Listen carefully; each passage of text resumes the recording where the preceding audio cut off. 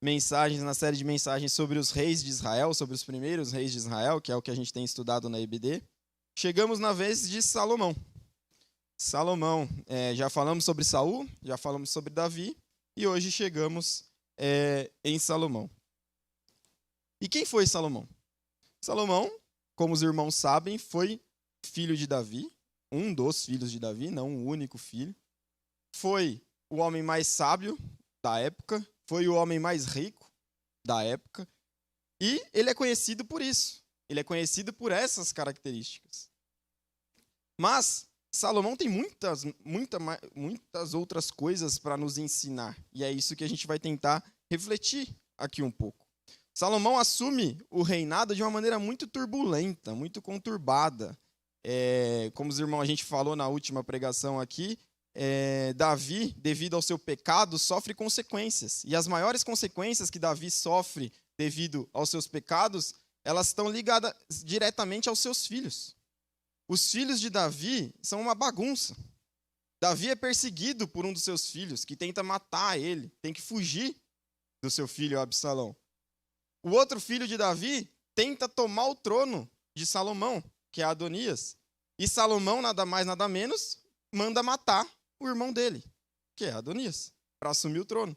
Ou seja, os filhos de Davi eram uma família bem complicada.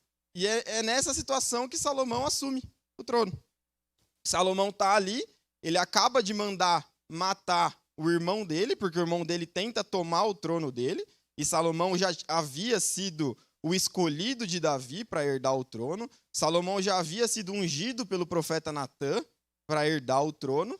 E mesmo assim Adonias tenta usurpar essa herança. E aí Salomão manda matar Adonias. E ele assume o reinado dessa forma. Logo no comecinho, se você abrir lá em 1 Reis, você vai ver essa bagunça toda. 1 Reis 2 vai mostrar todas essas mortes que acontecem, porque não é só a de Adonias, tem os outros que andavam ali com Adonias também, que morrem. E é muito interessante você ler ali. E a gente vai começar a partir desse ponto, em 1 Reis 3. Além disso, Salomão escreveu alguns livros bíblicos. Ele escreveu o livro de Provérbios, ele escreveu o livro de Cantares, ele escreveu o livro de Eclesiastes, e além disso ainda mais 2 salmos, o Salmo 72 e o Salmo 127. Ou seja, Salomão foi um homem muito usado por Deus. E é muito legal na história de Salomão que os livros dele são completamente diferentes uns dos outros. Para quem já leu os livros de Provérbios, Cantares e Eclesiastes, percebem que são completamente diferentes uns dos outros. Porque eles são escritos em momentos diferentes da vida de Salomão. Se você lê Provérbios e depois lê Eclesiastes, você vai pensar, não é a mesma pessoa que escreveu isso.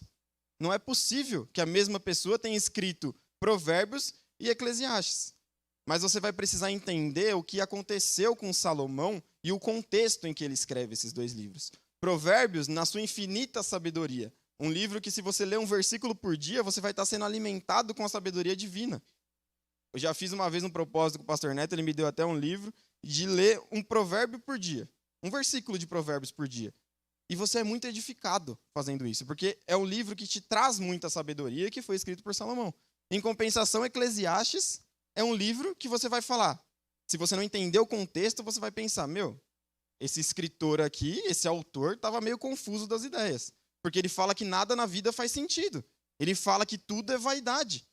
Como que pode o mesmo autor que escreveu um livro de provérbios com tanta sabedoria, te instruindo a buscar a sabedoria divina, no final da sua vida, escrever um livro falando que nada faz sentido e que tudo é vaidade? Por isso que é muito legal a gente entender o porquê que acontece isso com a vida de Salomão. E aí a gente vai ler 1 Reis 3, a partir do versículo 3 até o versículo 14. E depois vamos refletir um pouquinho em cima desse texto. A partir do versículo 3. Salomão amava o Senhor, andando nos preceitos de Davi, seu pai. Porém, oferecia sacrifícios e queimava incenso nos lugares altos. O rei foi a Gibeão para lá oferecer sacrifícios, porque era o lugar alto mais importante. Naquele altar, Salomão ofereceu 1000 holocaustos Em Gibeão, o Senhor apareceu a Salomão de noite em sonhos, e Deus lhe disse: peça o que você quer que eu lhe dê. Salomão respondeu: foste muito bondoso com teu servo Davi, meu pai, porque ele andou contigo em fidelidade, em justiça e em retidão de coração diante de tua face.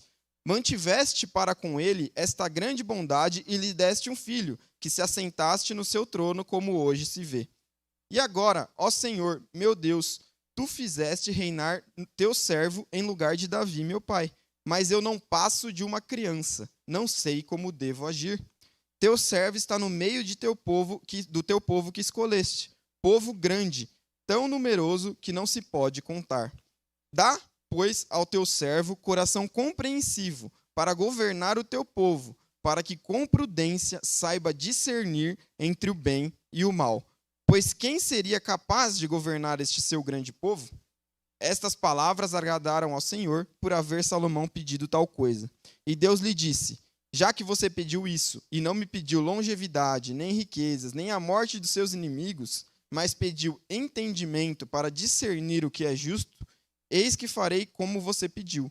Eu lhe dou um coração sábio e inteligente, de maneira que antes de você nunca houve ninguém igual a você, nem haverá depois de você.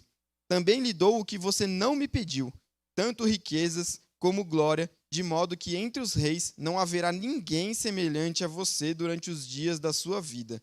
Se você andar nos meus caminhos e guardar os meus estatutos e os meus mandamentos, como fez Davi, seu pai, eu prolongarei os seus dias. Salomão acordou, e eis que era um sonho. Voltou para Jerusalém, pôs-se diante da arca da aliança do Senhor, ofereceu holocaustos, apresentou ofertas pacíficas e deu um banquete a todos os seus oficiais.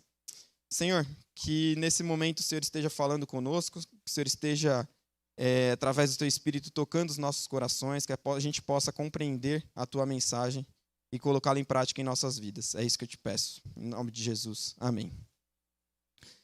Então vemos que acontece uma coisa que todos nós gostaríamos que acontecesse conosco, com Salomão. Imagina só, um dia, Deus chegar para você e falar: o que você quer?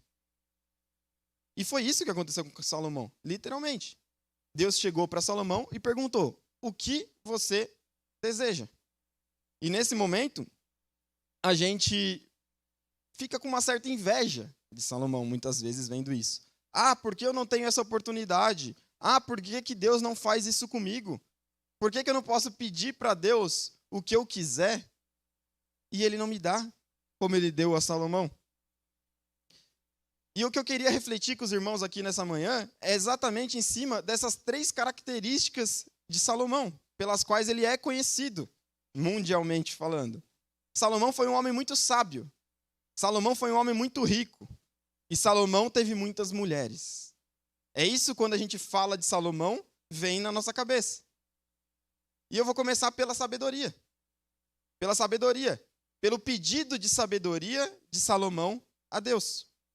Quando a gente tenta se colocar no lugar de Salomão, achando que Salomão teve um privilégio que nenhum de nós temos, ou que nós não podemos ter, a gente é surpreendido. A palavra de Deus, lá em João 14, 13 e 14, diz: e tudo o que vocês pedirem em meu nome, isso farei, a fim de que o Pai seja glorificado no Filho.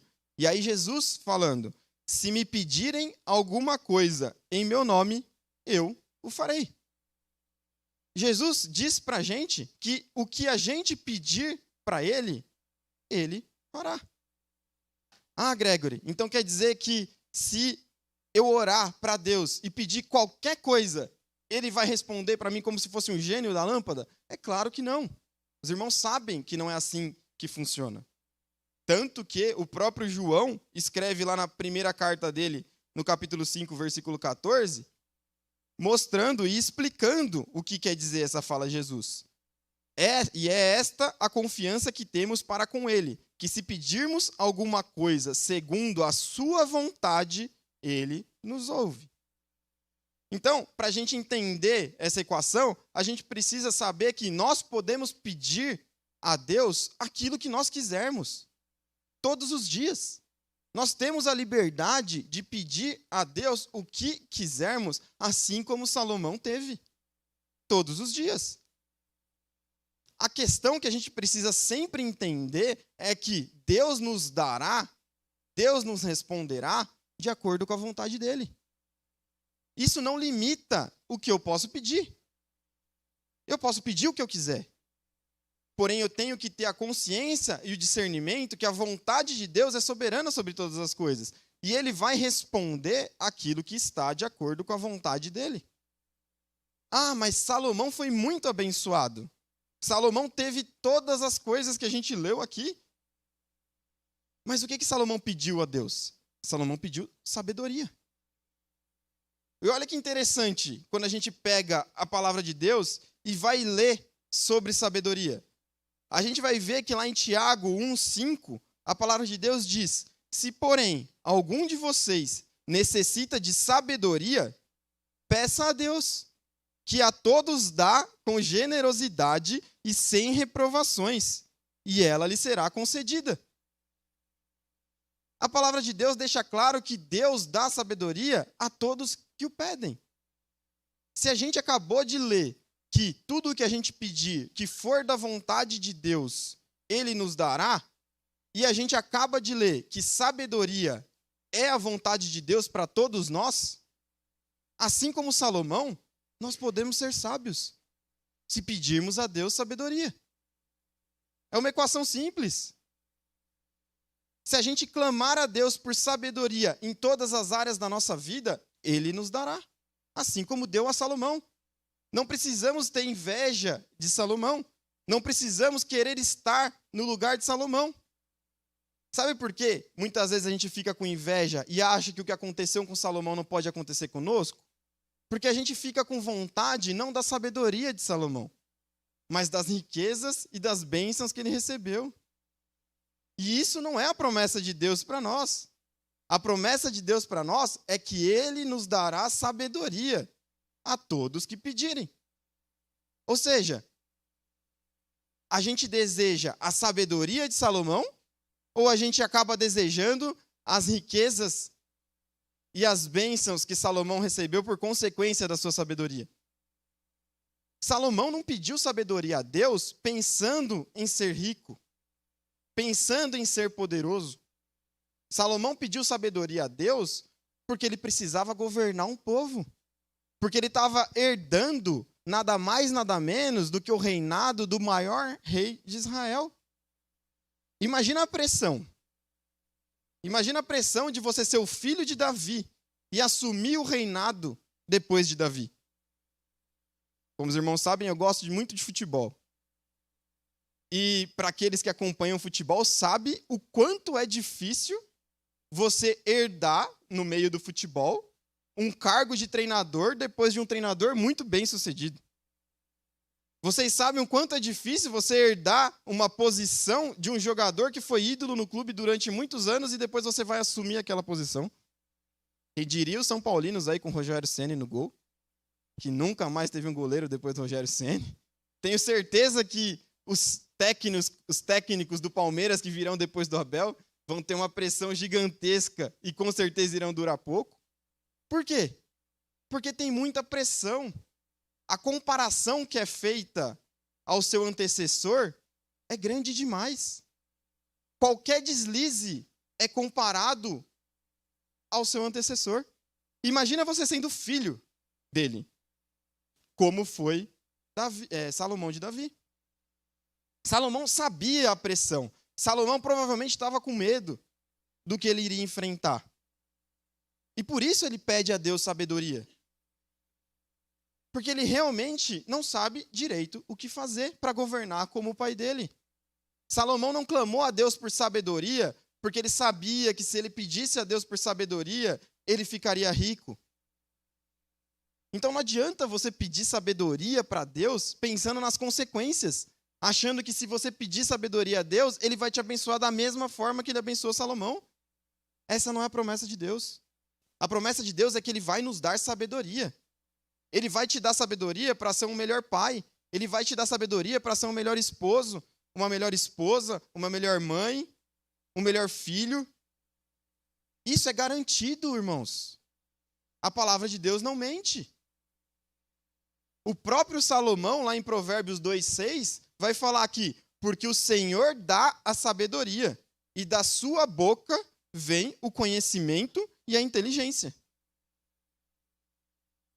Então, a primeira parte que eu queria expor aqui para os irmãos é isso. Irmãos, a gente não precisa ter inveja de Salomão. A gente não precisa querer estar no lugar de Salomão. A gente tem esse mesmo privilégio que ele teve. Todos os dias. É só a gente orar, é só a gente clamar a Deus pedindo sabedoria. No meu emprego, no meu trabalho, na minha escola, na minha faculdade, na minha casa, onde eu estiver.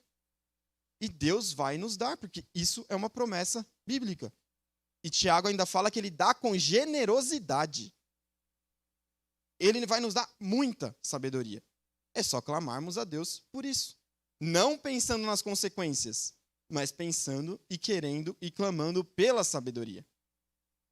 E aí, quando a gente olha para Salomão, as características que fizeram dele um homem sábio e o porquê que Deus o abençoou tanto assim, a gente encontra duas características de pessoas sábias nesse pedido. Duas características. A primeira característica é a humildade. Salomão, no versículo 6, no versículo... Deixa eu achar qual que é o versículo aqui.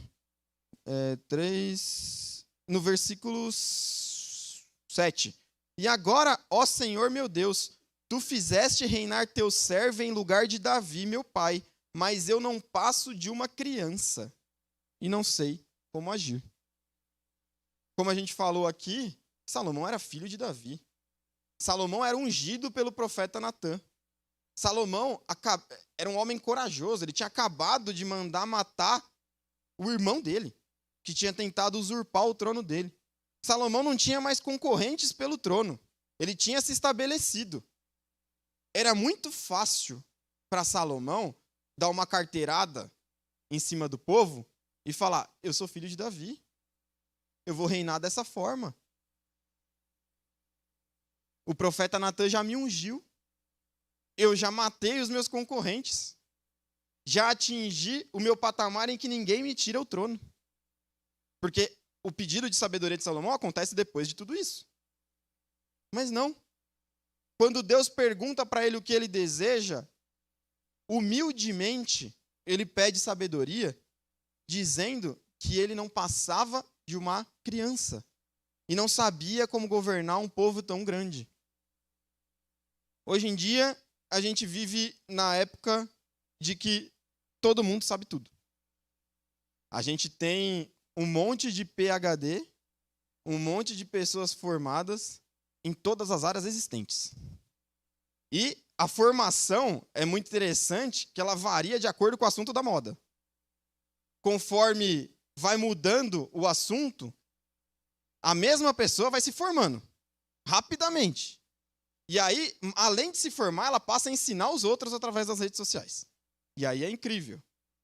Na época da Covid, que estava em alta, né? Se bem que estão falando aí que está voltando, né? Vamos orar para que não.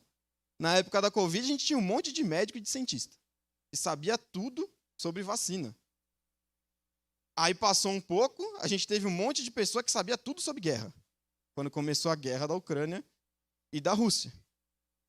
Há um mês atrás, ou até agora, o tanto de cientista político que apareceu nas redes sociais é absurdo.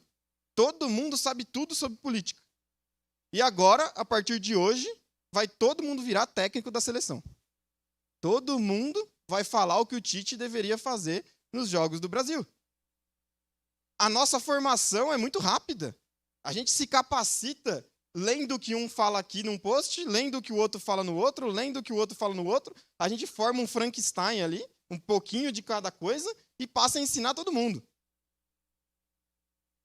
E faz ensinamentos e faz posts passando a maior certeza naquilo que está falando. A gente vive nesse mundo. No mundo desse jeito. E se alguém vai contrariar você, pronto. Aí a briga começa.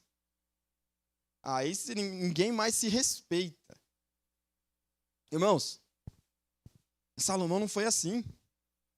Salomão demonstrou humildade.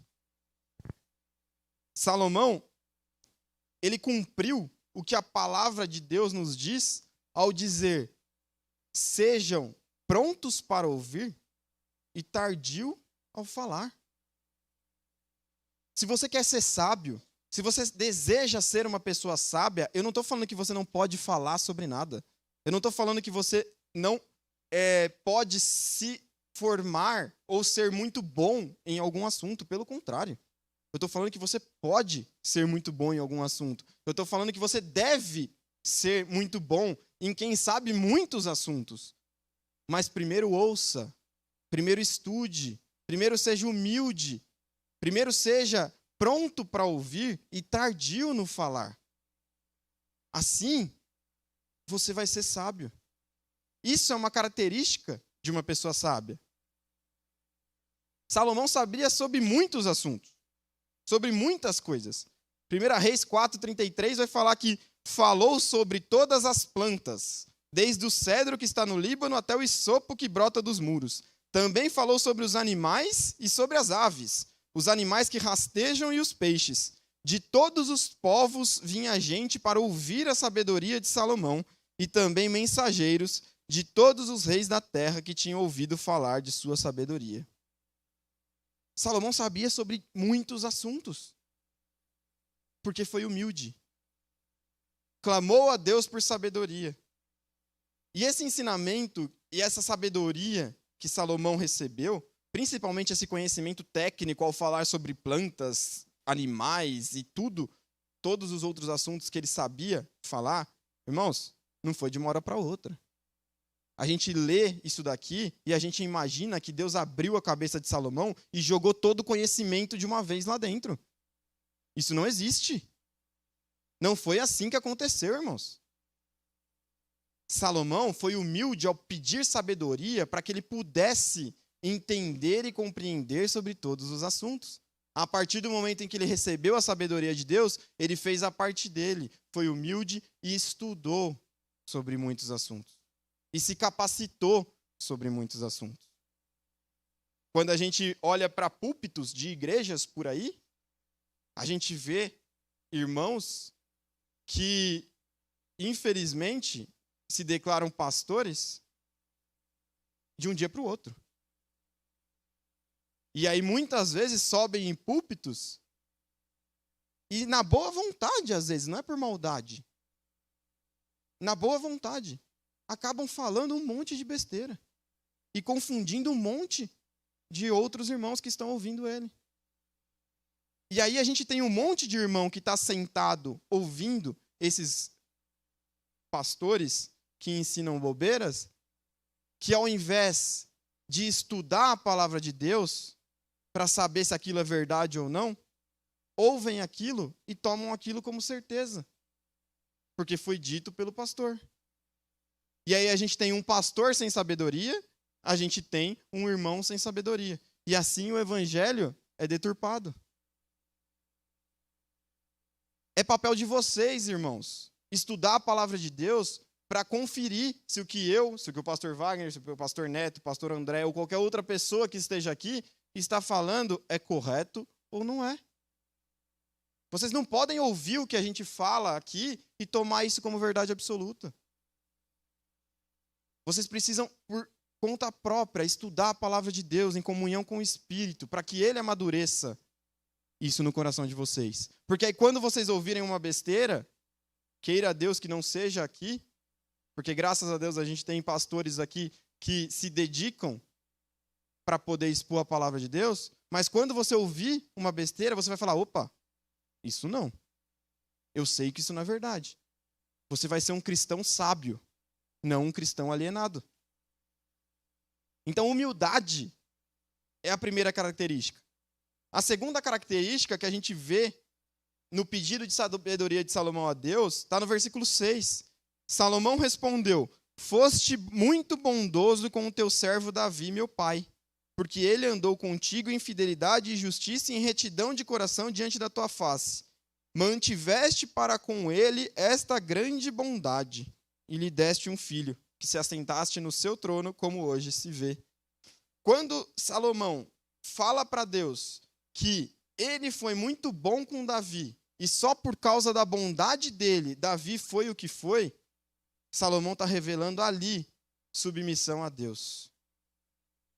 Salomão está revelando ali que ele sabe que Davi foi o que foi, não por Davi, mas porque Deus foi bondoso com ele.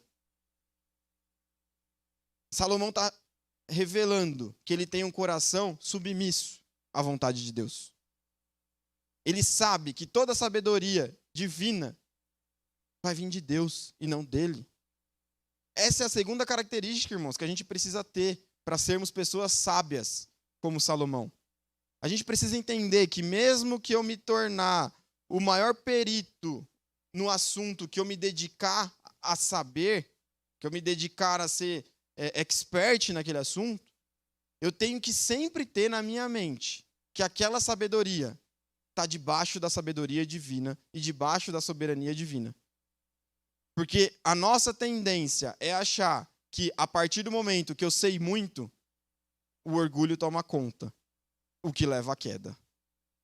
E aconteceu com Salomão, que a gente vai ver agora. Se Salomão, que foi o homem mais sábio do mundo, que foi o homem mais rico do mundo na sua época, se deixou levar, o risco de nós nos deixarmos levar é muito grande, irmãos. E aí, às vezes, o que acontece? Deus deixa. Deus nos abençoa, a gente recebe a bênção, a gente começa a desfrutar da bênção, a gente começa a aproveitar a bênção, e aí, de repente, a gente quebra a cara. E aí a gente volta ao pó. E aí de quem que a gente lembra de novo? De Deus. Porque, infelizmente, a gente corre para Deus, na maioria das vezes, somente nos momentos difíceis. Quando está tudo bem, quando está indo tudo da maneira que a gente sempre sonhou, a gente tem uma tendência de esquecer de Deus e achar que aquilo é por nós mesmos muito grande. Muito grande. E é isso que a vida de Salomão mostra para a gente que não deve ser assim. O Salomão escreve em Provérbios 9:10: o temor do Senhor é o princípio da sabedoria. Conhecer o santo é ter entendimento. Para a gente ser sábio, a gente precisa temer a Deus. Temor a Deus não é medo de Deus. É diferente. Temer a Deus é você ter a submissão e o reconhecimento que a sabedoria que você tem vem de Deus e não de você. E isso vai levar você a viver uma vida em todas as áreas da sua vida de submissão a Deus. Isso é ter uma vida de temor a Deus que Salomão exemplifica para a gente. Então a gente aprende muita coisa com esse pedido de sabedoria de Salomão, que a gente pode aplicar nas nossas vidas. A gente precisa, assim como Salomão, todos os dias pedir a Deus por sabedoria. Todos os dias, antes de dormir, a gente precisa pedir a Deus que nos ajude a sermos melhores pais, melhores filhos, melhores mães, melhores esposos. E Ele, em sua infinita generosidade, vai nos abençoar todos os dias. Olha que bênção, olha que alegria você poder receber a sabedoria de Deus. Isso é uma promessa. Isso é uma promessa bíblica. Não sou eu que estou falando, não é o pastor Wagner, não é ninguém que está falando. É a palavra de Deus. Ele vai te tornar sábio. Ele vai te tornar sábio naquilo que você precisa. Você está passando por uma dificuldade que você não sabe o que fazer, seu negócio está indo mal, sua casa está com problemas, sua família está com problemas. Peça a Deus sabedoria. Ele vai te dar. Ele vai te atender. Isso é promessa. Só que aí a gente também tem que falar das coisas ruins de Salomão, né? Porque, como a gente sabe, uma água aqui.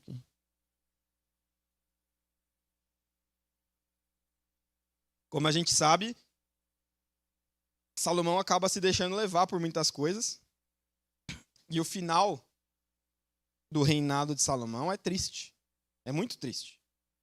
Eu não vou ler tudo aqui, porque não vai dar tempo, Mas 1 Reis 11 faz um resumo muito bom para você ver o que acontece com Salomão.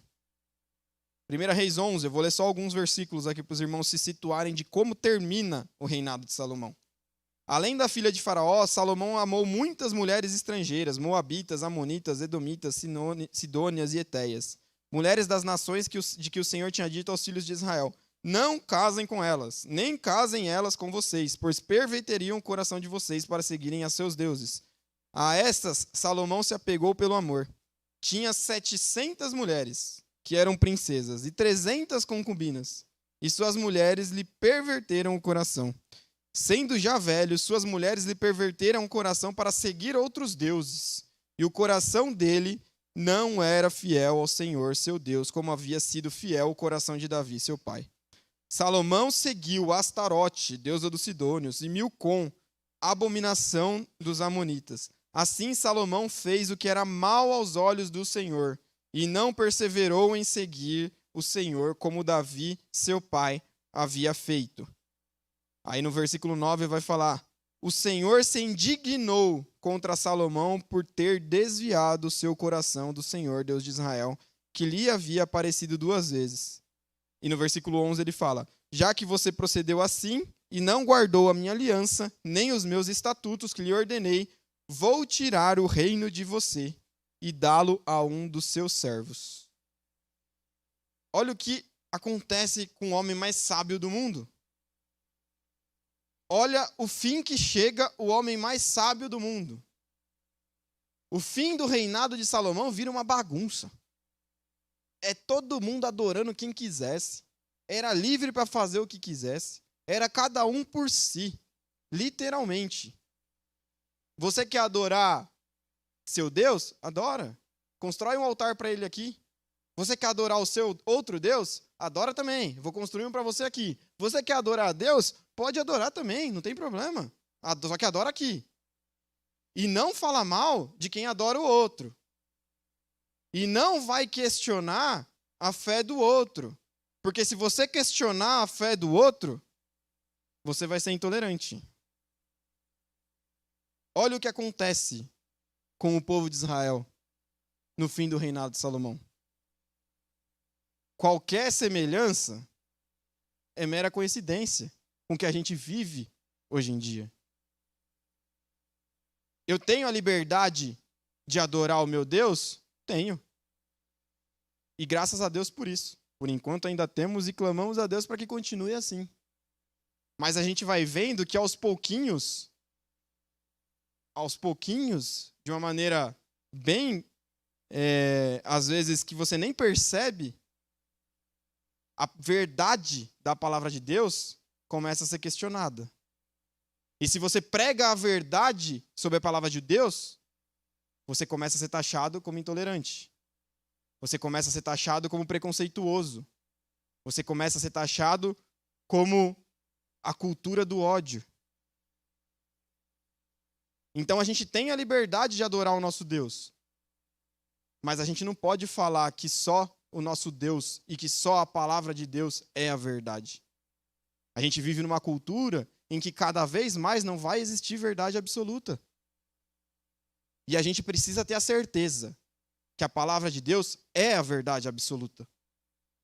A partir do momento que a gente não tiver a certeza que a palavra de Deus é absoluta e começar a ser questionado pelo mundo afora, a gente tem um risco muito grande de terminar como Salomão. Muito grande. Por isso que é necessário que a gente seja sábio com a palavra de Deus. E muitas vezes a gente é levado, para a gente já ir caminhando para o final, muitas vezes a gente é levado a achar que Salomão se perverteu, Salomão foi corrompido devido ao dinheiro que ele tinha, devido ao poder que ele tinha, devido às mulheres que ele tinha, e só por isso que ele se corrompeu. É lógico que todas essas coisas contribuíram para que Salomão caísse. Mas não foram essas coisas que corromperam Salomão. Quer ver como não foram essas coisas que corromperam Salomão? No capítulo 3 que a gente leu, o versículo 1 e 2, Salomão ainda não tinha pedido sabedoria a Deus. Salomão ainda não era o homem mais rico e não tinha tanta riqueza como ele tinha. Ele não era ainda o homem mais poderoso como ele se tornou. E no versículo 1 e 2, ele vai falar assim, 3, 1 e 2. Salomão aliou-se com Faraó, rei do Egito, pois tomou por mulher a filha de Faraó. Ele a trouxe à cidade de Davi, até que acabasse a construção do seu palácio, da casa do Senhor e da muralha em volta de Jerusalém. Antes de tudo, assim que assumiu o reinado, a primeira coisa que Salomão faz é nada mais, nada menos do que chegar para o faraó do Egito, fazer uma aliança com ele e falar, me dá sua filha como casamento. Por quê? Não é porque ele estava apaixonado pela filha do faraó, irmãos. Não é porque o amor é lindo e que eles não conseguiram resistir um pelo outro. Não é por isso, irmãos. Casamento naquela época era aliança. Aliança política. Aliança militar. Aliança econômica. Então, antes de receber tudo que ele recebeu e tudo que ele tinha, ele já demonstra que o coração dele tinha as suas falhas e os seus erros. Ele clama a Deus por sabedoria, mas ao mesmo tempo, ele tem as suas próprias estratégias de poder agir do seu jeito. Salomão é um exemplo muito igual a nós. Igual a nós, assim, eu e você que está aqui sentado hoje, que está na igreja no domingo de manhã, de sol desse, que podia estar na praia, que podia estar no parque, que podia estar em qualquer lugar. A gente está aqui porque a gente ama a Deus.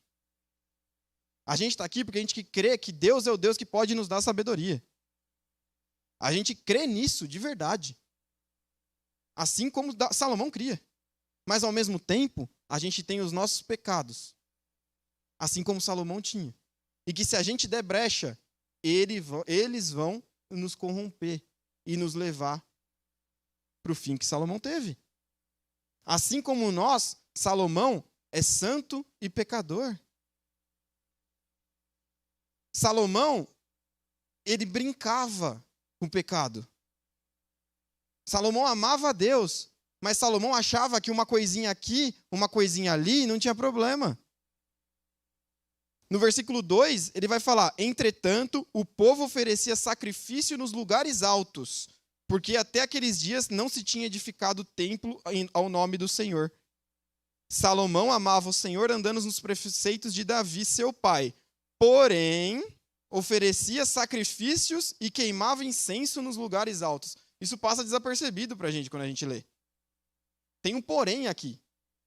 Salomão amava o Senhor, porém, quer dizer que tem alguma coisa errada. O que eram esses sacrifícios nos lugares altos? Salomão sacrificava a Deus. Era a Deus. A gente vai ver que ele ofereceu 1000 holocaustos. 1000 holocaustos a Deus. E por que tem um porém, então? Porque esses lugares altos eram os lugares em que os outros povos de culturas pagãs adoravam os seus deuses. Como Israel estava vivendo um período próspero e tinha o domínio sobre muitos desses outros povos, ao invés de ir lá e destruir o lugar em que eles adoravam os outros deuses, o que Salomão fez? Vamos adorar a Deus, o nosso Deus. Só que lá, não tem problema. Eu vou adorar a Deus, o meu Deus, no mesmo lugar que eles adoram o Deus deles. Sendo que a Bíblia é muito clara ao dizer que o povo de Israel precisava adorar a Deus numa tenda que ficava em Jerusalém, enquanto não tinha o templo, enquanto Salomão ainda não tinha edificado o templo. Só que Salomão, para não desagradar os outros, para não ser taxado como intolerante, ele abre uma brechinha. Não, tudo bem. Eu adoro o meu Deus, eu vou lá, ofereço 1000 holocaustos para o meu Deus, e vocês adoram o Deus de vocês, no mesmo lugar. E não tem problema nenhum nisso. Cada um adorando o seu Deus. Olha a proximidade do pecado. E a Bíblia é muito clara em que Deus tolera isso, mas não aprova essa atitude. Tanto que ela coloca um porém bem grande aqui. Porém. Ou seja, isso não agradava a Deus. Só que com medo de constranger, com medo de arrumar encrenca, com medo de querer daqueles povos se revoltarem contra ele, com medo de desagradar alguém e querer agradar todo mundo, Salomão permite que o pecado entre. E quando a gente permite que o pecado entra e que o pecado toma conta, então, quando a gente permite que o pecado entre, o pecado toma conta. Devagarzinho, ele vai tomando conta. Salomão se alia nada mais, nada menos do que com o Egito, gente. O Egito. Tem noção do que é isso? O Egito. O Egito que escravizou o povo durante 400 anos. E a primeira aliança que Salomão faz é com o Egito. Pensando na sua própria segurança. E o que a gente aprende com isso, irmãos? Para a gente concluir. Não foi o dinheiro, não foi o poder, não foram as mulheres que corromperam Salomão. O que corrompeu Salomão foi o pecado dele. Assim como o que corrompe a gente é o nosso pecado. A gente é fadado a olhar pessoas em cargos mais bem-sucedidos que a gente, pessoas ricas, políticos. Lá também, os exemplos que a gente tem de política no nosso país não ajudam muito. Mas a gente tende a olhar para eles e falar, ah lá, ó, olha o que aconteceu com ele. Quem aqui já não conhece uma pessoa que entrou para a política ou assumiu algum cargo aí de poder, cresceu na empresa, virou CEO, virou diretor, e a pessoa muda? E aí o que a gente fala? Olha o que o dinheiro fez com ela. Olha o que a posição fez com ela. Olha o que o poder fez com ela. Irmãos, não foi o dinheiro. Não foi o poder. Aquilo foi ela. Aquilo é o pecado dela. E a gente daqui de baixo? Como tem sido? Será que no pouco a gente também não tem deixado e dado brecha para o pecado agir na nossa vida? Porque se a gente está dando brecha agora no pouco, se a gente for abençoado no muito, a gente vai dar brecha no muito. E aí quando a gente dá brecha no muito, fica muito mais evidente. Muito mais evidente. Então, a gente aprende com Salomão, com a vida de Salomão, que o problema, irmãos, não é o dinheiro.